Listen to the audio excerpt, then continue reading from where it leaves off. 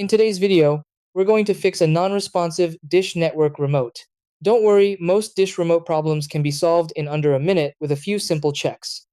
When your Dish remote stops responding, start by confirming you're using the correct remote for your receiver. Dish systems often use different remotes for different rooms, so check for room labels or stickers.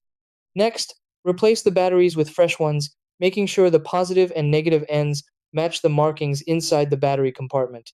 If that doesn't work, reset the remote, remove the batteries, wait about 10 seconds, then put them back in. This clears residual power and often fixes communication glitches. Since most dish remotes use infrared, make sure there's a clear line of sight between the remote and the receiver's front panel. Remove any objects blocking the signal, and if you have an LCD TV nearby, try covering the receiver's IR sensor with a small piece of paper to reduce interference. Also check the mode. Press the SAT button so the remote knows you're controlling the dish receiver, not the TV. If the remote still won't respond, repair it.